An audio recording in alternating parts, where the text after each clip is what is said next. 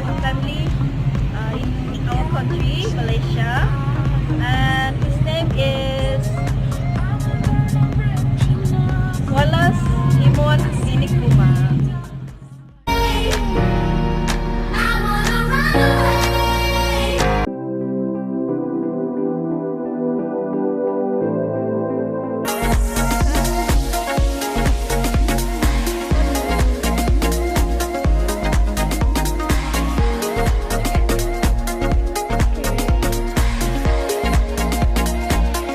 Despite of his hardness living in Malaysia, he has a beautiful family in our country. They live in a small apartment which is not far away from the Spring Mall in Kuching here.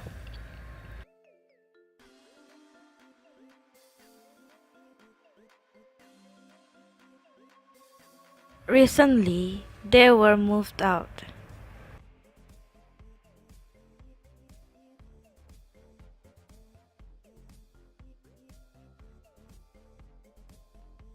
Wallace is a lecturer that Masters in Construction Management in Swinburne.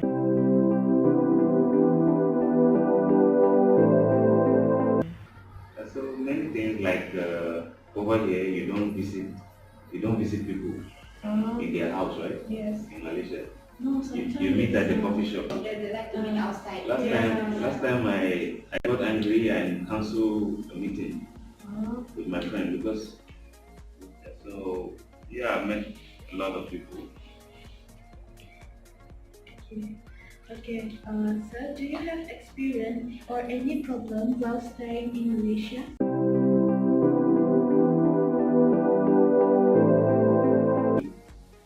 Food is too sweet. Too sweet. Yeah, too many gula, too many sugar. Yeah, so that was for the food. Then for the people, the language was also difficult. Most people could not converse fluently in English. So now I find myself I need to speak broken effectively, and indirectly this affects your English as well. Yeah, your spoken English. Then other issues are maybe on the racial side.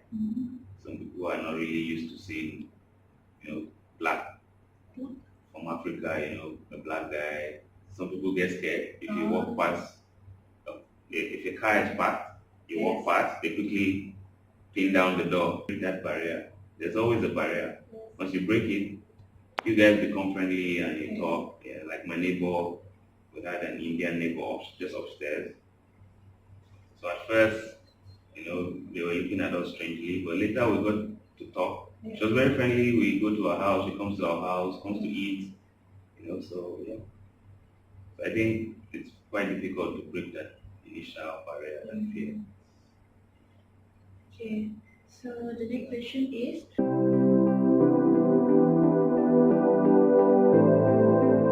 I prefer outdoor. I prefer to see what I want to buy. Yeah, so that's why I like to go to the shops because I like to see my product before I pay. So that was the first time I tried online shopping, and it was delivered very fast within 3 to 5 working days. The product arrived Kuching, and it was exactly what I needed: the right size, the right quality.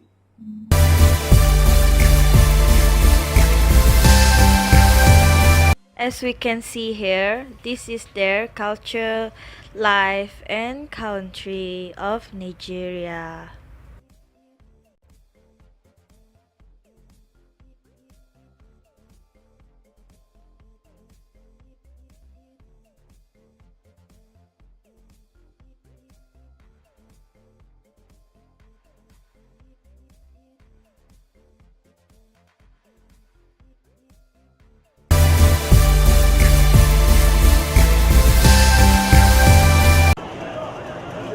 After 5 consecutive quarters of contraction in the real GDP, the Nigerian economy exited its first recession in more than 2 decades in the second quarter of 2017, as GDP recorded a growth rate of 0.55%. Subsequently, that growth rate has increased on a marginal note, but just before 2018, Varying forecasts from world bodies and financial institutions were made of Nigeria's growth rate, bearing in mind its path to recovery. The World Bank forecasts that Nigeria's economic growth will edge up to at least 2.5%. The International Monetary Fund and Africa Development Bank both projected 1.5% growth, while the Lagos Chamber of Commerce and Industry put its projection at between 3 to 4%, claiming the fundamentals of the economy were improving. All these assumptions were based on expectations that earnings from oil, a decline which plunged the nation's economy into recession in the first place, will continue to grow and that ongoing reforms will boost non-oil sector earnings.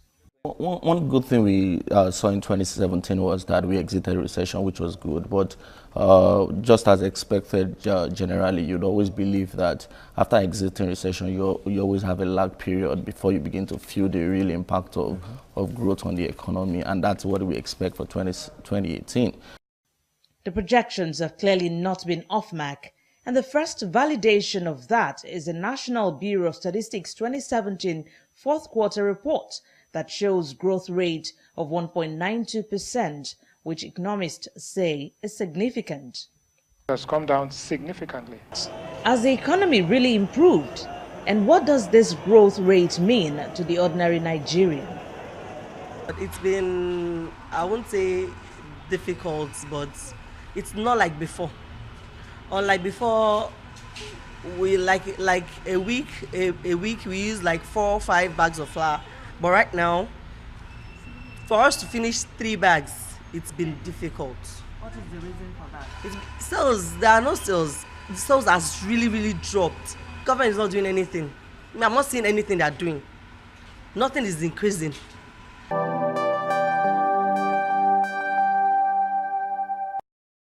In most developed and developing world, politicians are more often than not identified based on their convictions.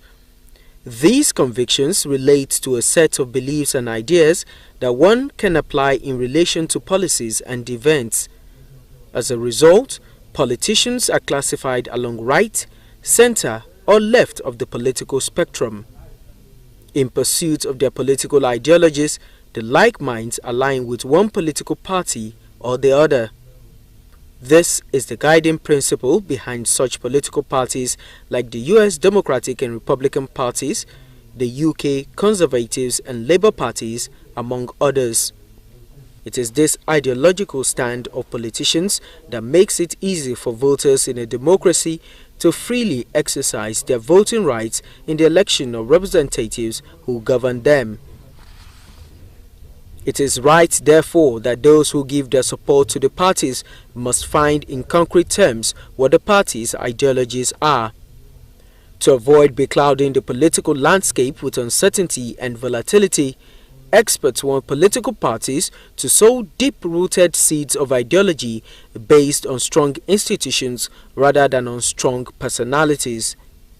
This, in their opinion, is one sure way to bring about continuity and consistency in ideals that could drive the democratic process.